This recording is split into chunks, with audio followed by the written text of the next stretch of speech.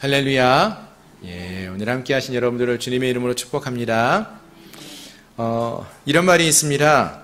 장은 오래될수록 오래되면 맛이 있을까요, 없을까요? 예, 맛이 있다, 이런 얘기가 있어요. 여러분 집에 오래된 장이 있나요? 요즘은 별로 없어요, 그렇죠? 예전에는 보면은 장독대에다가 이렇게 장을 담가 놓고 오랫동안 몇 년을 익혀서 숙성을 해서 드시거나 또 그것을 또 옮겨 가지고 다른 발효를 또 시켜서 드시거나 이런 일을 많이 하셨던 것 같은데, 그래서 오래된 장일수록 맛있다, 이런 얘기를 많이 하셨던 것 같습니다.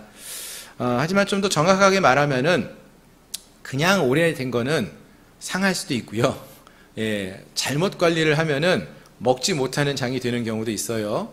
그래서 오래된 장이 맛있으려면은요, 관리도 잘 해야 됩니다. 그런 말이 더 맞는 것 같습니다. 그래야지 그 항아리 안에 있는 장이 더 구수하기도 하고 맛이 진해질 수 있는 것 같습니다. 이와 같이 좋은 장은 오래될수록 깊은 맛이 잘 유지되려고 한다면은 그것을 돌보는 손길도 있어야 되고 또 여러 가지 노력이 필요하다라는 것입니다. 왜 이런 말씀을 드리는가 하면은 교회도 좀 비슷한 점이 있다라는 생각이 들어서입니다. 저희 교회가 이제 그 설립 45주년을 맞이했습니다. 지난주에도 잠깐 말씀을 드렸지만 45년 전에 저희가 신월동에 교회가 세워졌고요. 한번 이사를 해서 이곳에 교회 건축을 하고 이제 45년이 되었습니다. 여기 계신 분들은 이전부터 여기 교회가 있는 것을 보신 분도 계시고 그 중간에 오신 분도 계시고 그러실 텐데요. 이 45년이라는 시간이 그렇게 짧지만은 않은 시간인 것 같습니다. 그리고 이렇게 세월이 흘러가면서 그 가운데 여러 가지 믿음의 유산도 쌓여 있고요. 또 믿음의 역사도 우리가 기억하는 시간들도 많이 흘렀습니다. 많은 성도님들 가운데는 그 시간을 보내면서 하나님의 은혜를 경험하는 간증도 있고, 예, 또 믿음의 경험들도 있어서 오늘 이 자리까지 우리 교회가 지켜 또 지내온 것이 아닌가라는 생각이 듭니다. 이와 같이 교회가 시간이 지나가면서 쌓이는 믿음의 유산은 그래서 참 귀하고 복된 것 같습니다.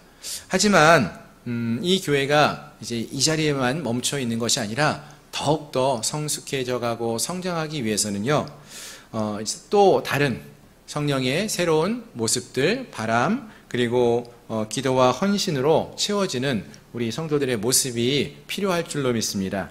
그렇지 않으면요, 기존에 쌓여왔던 그런 좋은 것들이 그 맛을 잃어버릴 수도 있고요, 또 그 힘을 잃어버릴 수도 있다라는 것입니다. 교회가 살아서 진정한 맛을 내려고 한다면요, 그러한 전통 위에 성령의 새로운 역사가 더해져야 할 것이다 라는 생각을 해봅니다. 바라는 것은 우리 양문교회가 이제 45년 됐지만 이 정도 됐으니까 잘했다 하고 여기서 멈추는 것이 아니라 조금씩 더 새로운 모습으로, 더 하나님이 기뻐하시는 모습으로, 성령의 충만한 역사가 넘쳐나는 모습으로 성장해 나아가고 성숙해져가는 그러한 은혜가 있기를 소망합니다. 아멘. 이제 오늘 본문의 말씀을 함께 보겠습니다. 오늘 본문의 말씀은 우리가 너무나 잘 알고 있는 그러한 말씀이죠. 주님의 약속을 기다리던 제자들이 오순절날 성령의 임하심을 경험하게 되는 그러한 이야기를 기록하고 있습니다. 오늘 본문 이 사도행전 2장 1절부터 4절까지 해서 그 내용이 조금 더 잘 설명되고 있었는데요. 이 말씀을 다시 한번 보시면은 먼저 1절에서 보시니까 오순절날이 이미 이름에 그들이 다 같이 한 곳에 모였더니 라고 하였습니다. 즉 이 사건의 배경이 오순절이라는 절기를 배경으로 하고 있다라는 것이죠. 그럼 여러분, 오순절이 어떠한 절기라고 알고 계십니까? 오순절이 어떤 절기죠? 일단 오순절에 다른 이름이 있다고 했어요. 구약시대 때는 오순절을 뭐라고 불렀죠? 77절. 예. 수는 열이잖아요. 10일이 5번 지나는 그날, 50일째 되는 날. 77절은 7일, 일주일이 7번 지난 다음 날, 결국 같은 날을 말합니다. 그래서 칠칠절이라고도 하고 오순절이라고도 합니다. 또 다른 말은 이제 맥추절이라는 표현도 있어요. 그래서 이제 구약 시대 때는요, 이 오순절을 칠칠절이라고 많이 부르면서 이때 어떤 일을 했냐면은 한 해에 어떠한 곡식의 추수를 해서 그 첫 열매, 주로 이제 미래 수확을 기념하면서 하나님께 감사하며 드렸던 절기, 곡식 추수를 하여서 첫 번째 하나님께 드리면서 감사하는 절기로 이 칠칠절이 지켜져 왔어요. 근데 이것이 이제 신약시대에 오면서는요, 오늘 이 사도행전에서 오순절이라고 불려지면서 어떤 일이 벌어집니까? 이 오순절에서는요, 하나님께서 약속하신 성령을 보내셔가지고요, 교회가 세워지는 역사가 나타나게 됩니다. 그래서 구약의 오순절, 구약에서 칠칠절이 하나님께 첫 열매를 드리는 그러한 날이었다면요, 신약에서의 이 오순절은요, 성령이 첫 열매로 교회가 시작하게 되어지는 그러한 날이다. 이렇게 구약의 절기가 신약의 절기로 이어지면서 그 의미가 확장되어져 가는 것을 보게 된다는 것입니다. 즉 하나님의 성령을 통하여서 교회가 시작되어지는, 하나님의 열매로 교회가 시작되어지는 그러한 날의 의미가 생기게 되는 것입니다. 그래서 사도행전은요, 예수님께서 부활 승천하시는 이야기부터 이제 시작을 하지만 사실은 그 초점은 하나님의 교회, 주님의 교회가 어떻게 시작되어졌고 또 어떻게 성장해 나아가는지를 우리에게 보여주고 있는 그러한 말씀인 것입니다. 그리고 그 시작점은요, 바로 오늘 본문의 오순절 성령의 강림으로부터 시작되어지는 것입니다. 즉 교회가 어떻게 시작되었느냐 하면은 하나님의 성령의 역사가 있음을 통해서, 하나님의 성령의 역사를 통해서 교회가 시작되어진다라는 것을 말해주는 것입니다. 그래서 오늘 이 시간에는요, 오늘 본문의 말씀을 중심으로 말씀을 함께 살펴보면서 이 주님의 교회가 어떻게 시작되었고 또 무엇을 위하여 세워졌는지를 함께 살펴보면서 은혜를 나누는 그런 시간이 되기를 소망합니다. 아멘. 자, 그럼 다시 본문으로 돌아가서 1절을 보니까 이러한 사건이 오순절날 있었다라고 했어요. 특히 이 오순절날 그들이 다 같이 한 곳에 모였다, 이렇게 말씀을 하고 있었습니다. 일단 오순절은 앞에서 말씀드린 것처럼 6월절이 지나고 50일째 되는 날입니다. 그러니까 6월절부터 오순절까지는 50일이라는 기간이 있는 거예요. 그럼 이 6월절부터 오순절에 이르기까지 이 기간 동안에는요, 어떤 일들이 있어 왔을까요? 이 사도행전 2장이 오순절이 임하기 전에 50일 동안 어떤 일이 있었냐라는 것인데요, 이 당시에 이 사도행전 2장 앞에 나오는 이야기들을 보면 그걸 알 수 있어요. 먼저 50일 전에 있었던 6월절에는 어떤 일이 있었죠? 예수님께서 십자가에 달려 죽으셨어요. 그리고 다시 부활하셨습니다. 사도행전 1장 3절 말씀을 보시면은 이 부활하신 예수님께서 40일간 이 땅에 계시면서요, 제자들과 함께 지내면서 하나님 나라의 일들을 말씀하시고 많은 증거를 보이셨다, 이렇게 말씀해주고 있습니다. 다시 말씀을 드리면은요, 부활하신 예수님께서 6월절에 죽으셨다가 부활하신 예수님께서 40일간 제자들과 함께 하시면서 하나님 나라에 대하여 전하고 말씀을 가르치고 그러다가 40일 만에 승천하셨어요. 그 이야기가 사도행전 1장에 나오고 있습니다. 그리고 승천하신 다음에 이제 오순절이 되었어요. 그러니까 6월절이 지나고 40일 만에 승천하셨거든요, 예수님이. 그럼 오순절까지 며칠이 남습니까? 50에서 40을 빼면 10일, 열흘이 남죠. 이 열흘 기간 동안에는 제자들이 뭐 하고 있었을까요? 이거 성경 보셔야 돼요. 사도행전 1장을 보시면은요, 이 10일이라는 기간 동안에 이들은 예수님이 승천하시고 10일이 지났는데 여전히 이들이 같은 장소에 머무르고 있다라는 거예요. 이제 마가의 다락방이라고 생각하는데요. 그럼 이들이 이곳에서 무엇을 하고 있었을까요? 함께 모여가지고 얼굴을 보고 야, 이제 예수님 승천하셨는데 이제 우리 뭐 하냐? 이러고 있었을까요? 여러분 집에 가시면은 사랑하는 남편하고 어떻게 하고 계셔요? 눈만 이렇게 말똥말똥 보고 계시나요? 이 제자들은요, 이 열흘 동안에 무엇을 하고 있었느냐? 예. 일단은 여기서 말하는 이 그들은 앞단락에 나오는 주님의 제자들인 것은 우리가 알 수 있습니다. 부활 승천하신 예수님께서 1장 4절에서 너희는 예루살렘을 떠나지 말고 내게서 들은 바 아버지께서 약속하신 것을 기다리라 말씀하셨기 때문에 그 말씀대로 이제 마가의 다락방에 모여서 120명의 사람들이 모여 있었다. 이렇게 말하고 있어요. 예, 이제 1장에 그 말씀이 나오는데요. 그리고 이들이 다 같이 한 곳에 모여 있다라고 했는데 이 사도행전 1장의 말씀을 보시면은 그냥 모여서 가만히 멀뚱멀뚱 있는 것이 아니라 모여서 기도하고 있었다라는 거예요. 아멘. 1장 14절 말씀을 한번 보시기 바랍니다. 여기 보시면은요. 여자들과 예수의 어머니 마리아와 예수의 아우들과 더불어 마음을 같이하여 오로지 기도에 힘쓰더라 이렇게 말하고 있지 않습니까? 예, 부활하신 예수님이 승천하신 이후에 제자들은 예루살렘으로 돌아와서 모두가 함께 모여 마음을 같이하여 오로지 기도에 힘썼다는 거예요. 또 본문 사도행전 1장 24절에서 보시면은 가룟 유다를 대신해서 12명의 사도 중에 한 명을 뽑을 때에도요. 이들은 모두가 함께 기도하였다라고 말하고 있습니다. 결국 이 사도행전 1장에 나오는 말씀들을 보면은 예수님이 부활하시고 승천하셨어요. 승천하시고 나서 그 또 열흘 동안에 남은 기간 동안에 이들은 오로지 기도하고 있었음을 알 수 있다는 것입니다. 즉 2장 1절에서 이들이 다 같이 한 곳에 모여 있었다라고 하는 말은 이 말은 이들이 함께 모여 기도하고 있었다라는 것을 말해주는 것입니다. 아멘. 즉 하나님의 약속하신 것을 기다리며 이들은 한 마음으로 뜨겁게 오로지 기도하는 자들이었다는 것입니다. 자, 그랬더니 어떤 일이 벌어졌습니까?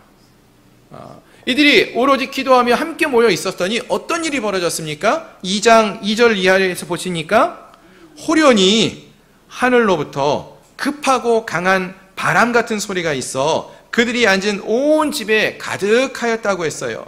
그리고 불의 혀같이 갈라지는 것이 저희 각 사람에게 보이고 각 사람 위에 임하였다.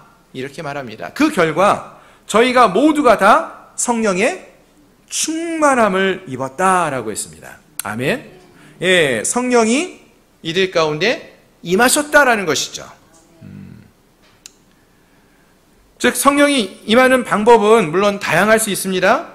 하지만 성령은 본문에서처럼 바람의 소리를 내리면서 임하기도 하고요. 조용히 임할 수도 있어요. 하지만 중요한 것은 성령이 그 모인 사람들 가운데 임하셨다는 것입니다.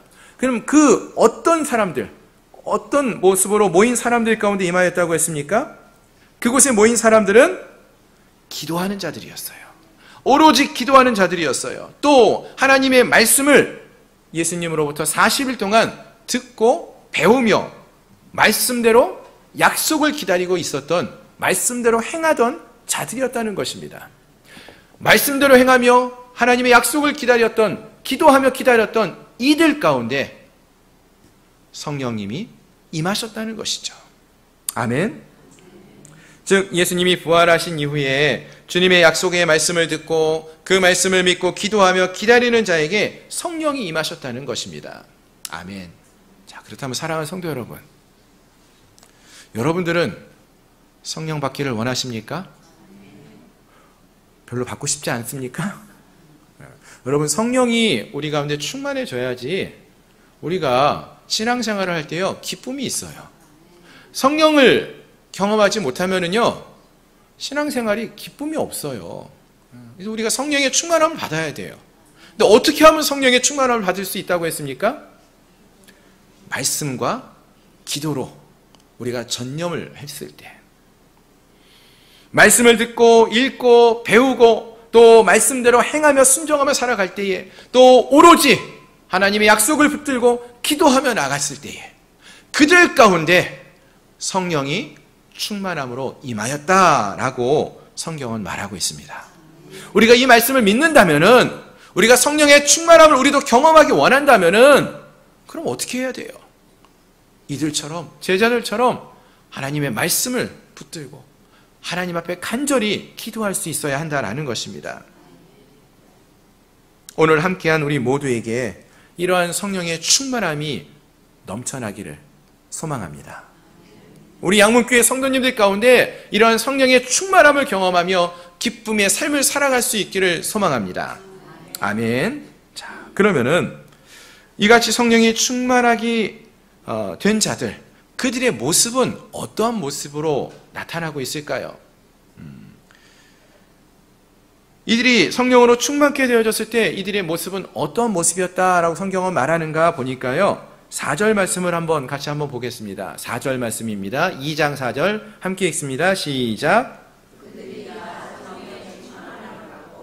성령이 말하게 하심을 따라 다른 언어들로 말하기를 시작하니라. 아멘. 자, 여기 보니까요, 이들이 성령의 충만함을 받았죠. 성령의 충만함을 받았더니 그 다음에 어떤 말을 했습니까? 다른 언어로 말을 하기 시작했다고 했습니다. 물론 이걸 이제 우리가 다른 나라 말로 했으니까 방언을 했다 이렇게 성령으로 이제 말하는데요. 중요한 것은 내가 원하는 말을 하는 것이 아니라, 또 내가 익숙한 언어로 말을 하는 것이 아니라 다른 언어로 말하게 되었다라는 것이고요. 그것이 내가 원해서 내가 원하는 말로 하는 것이 아니라 성령이 말하게 하심을 따라, 내 뜻이 아니라 성령이 말하게 하심을 따라 말하게 되었다라고 말하고 있어요. 그러니까 내가 독일어를 배우고 싶어요. 그래서 기도하다가 나 독일어로 기도해야지 하고 독일어로 내가 막 기도한 게 아니라, 내가 원하는 것을 한 게 아니라 하나님의 성령이 말하게 하심을 따라, 내 뜻보다 성령의 뜻이 너는 애굽의 말로 이야기하라고 하시면은 그 말을 따라 했더니 그게 애굽어였던 거예요. 그러니까 다른 언어로 성령이 말하게 하심을 따라 그 언어로 말하게 되었다라는 것입니다. 즉 이 말은 그래서 내 뜻이 아니라 성령의 뜻대로 움직였다라는 거예요. 누가? 성령의 충만함을 경험한 자들이. 아멘. 그리고 이 말을 할 때에 우리가 동일하게 어떤 말을 할 수 있냐면은요, 말을 할 때에 내 뜻대로 말하는 것이 아니라 성령의 뜻대로 말하게 된다면은 동일하게 성령의 충만한 삶을 살게 되는 사람들의 삶의 모든 모습도 어떻게 나타나야 합니까?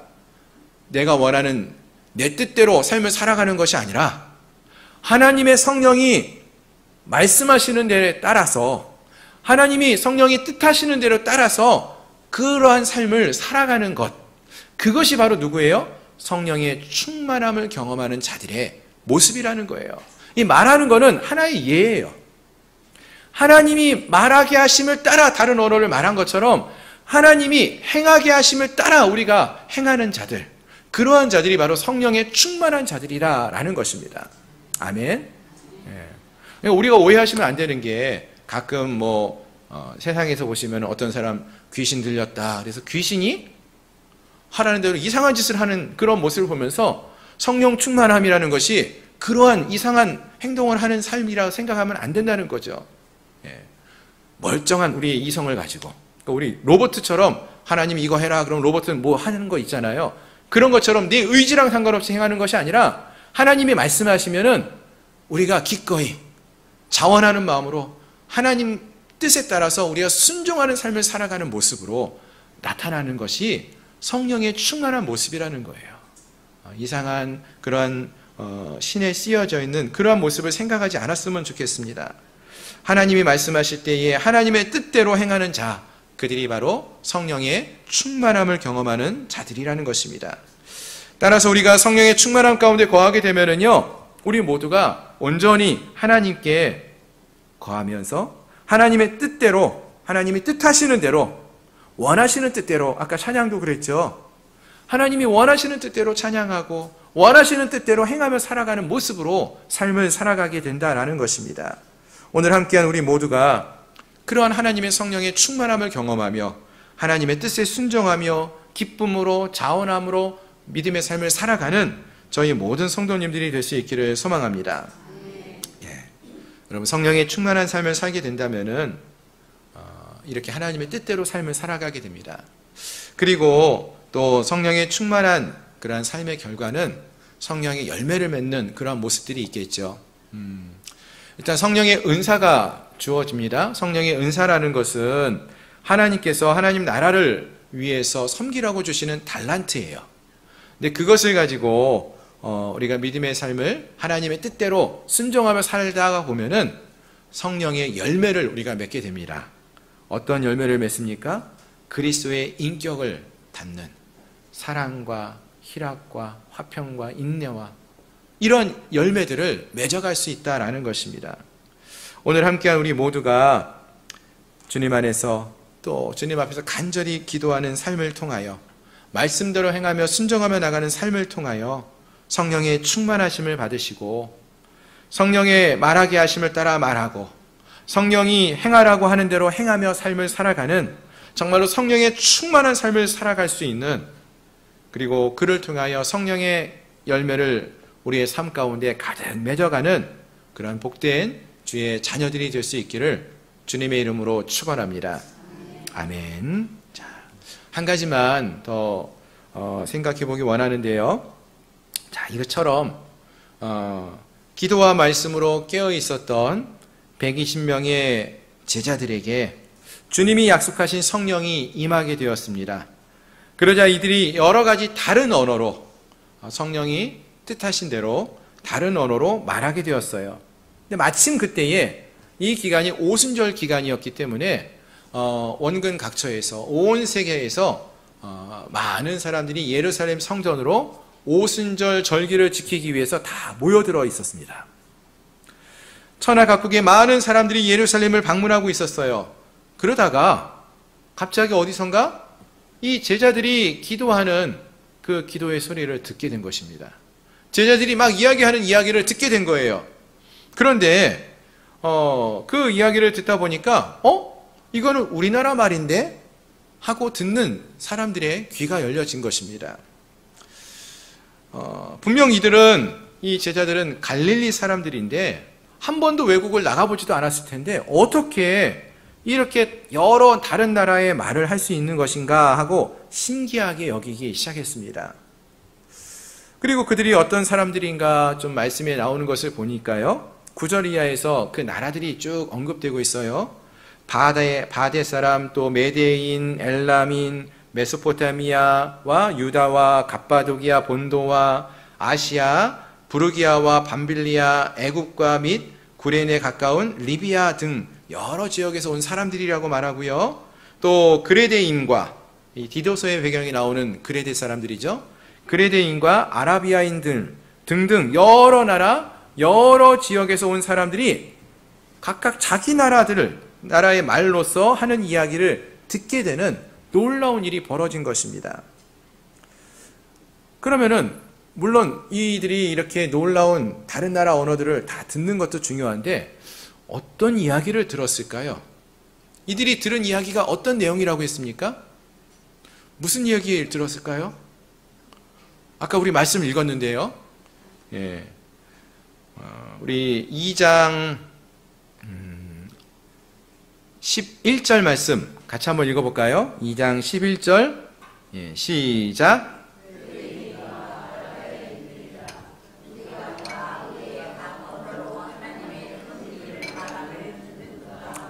아멘. 자, 여기 보니까요, 이들이 각각 다른 나라 언어로 이야기를 듣게 되는데 이들이 다 우리의 각 언어로 어떤 이야기? 하나님의 큰 일을 말함을 듣는다라고 했어요. 그러니까 하나님이 큰 일을 행하신 이야기를 들었다는 거예요. 그 내용이 무엇입니까? 예수 그리스도에 관한 이야기, 복음의 메시지를 들었다는 것입니다. 하나님께서 그의 아들을 이 땅에 보내셨고 십자가에 달려 우리를 위해 죽게 하셨다가 다시 살리시고 그 주님이 부활 승천하셨다가 다시 오신다는 그 복음의 메시지를 이들이 들었다는 것입니다. 그렇습니다. 결국 오순절에 성령의 강림하신 그 사건은 주님의 교회가 이 땅 가운데 세워지게 되는 아주 결정적인 사건이 되어지죠. 또한 예수 그리스도에 대한 이 복음의 메시지가 온 세계에 증거되어지는 그러한 사건이 되어진다라는 것입니다. 따라서 이것은요, 이 땅의 교회가 나가야 할 모습이, 그 길이 어떤 길이 되는지를 우리에게 말씀해주고 있는 것입니다. 우리 양문교회가 어떤 모습으로 세워져 가야 할지를 말해주고 있다는 것입니다. 처음 교회가 세워질 때 그 목적이 바로 여기에 있었다라고 말하고 있지 않습니까? 그렇습니다. 주님이 세우시는 교회는요, 이처럼 기도와 말씀으로 하나님의 뜻을 깨달아 알고 성령께서 하시는 일에 우리가 온전히 순종함으로 복음을 전하는 것이 되어야 한다라는 것입니다. 저는 우리 양문교회가 이러한 주님이 기뻐하시는 교회, 성령이 충만한 교회, 하나님의 뜻대로 행하며 복음을 증거하는 데 앞장서는 그러한 교회가 될 수 있기를 소망합니다. 지난 45년 동안 우리가 그렇게 살아왔지만 앞으로 우리 양문교회가 나아갈 길, 새롭게 우리가 새로워져야 하는 그 모습도 결국은 이러한 성령의 충만함을 받아서 하나님의 뜻을 알고 그 뜻대로 행하며 나가는 교회, 하나님의 기쁨이 되는 교회, 복음을 증거하는 데 앞장서는 그러한 교회가 될 수 있기를 소망합니다. 그렇습니다. 성령을 받은 자들, 그들은 이같이 복음을 전하는 자들이라는 것입니다. 그래서 바라는 것이 있다면요, 저는 오늘 이 자리에 함께 하신 우리 양문교회 성도님들 모두가 방언을 할 수 있는 성령의 역사를 경험할 수 있기를 소망합니다. 아멘. 예.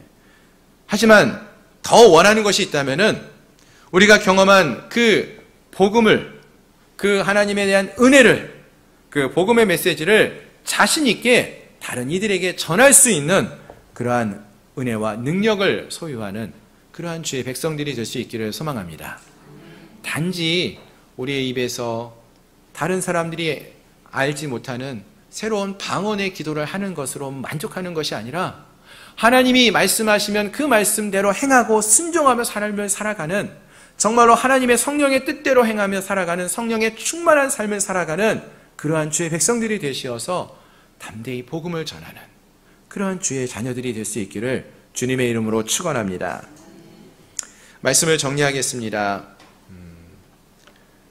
오늘 우리는 신약시대에 교회가 어떻게 시작되었는지를 함께 살펴보았습니다.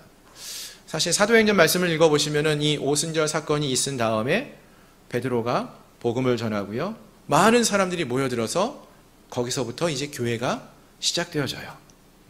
즉, 이 오늘 본문의 사건이 교회가 시작하게 되어지는 결정적인 역할을 하는 사건이라는 것입니다. 그럼 여러분, 교회가 무엇일까요? 여러분, 교회가 무엇이라고 우리가 배웠죠? 교회라는 그 단어가 헬라어로 보시면은요, 에클레시아라고 합니다.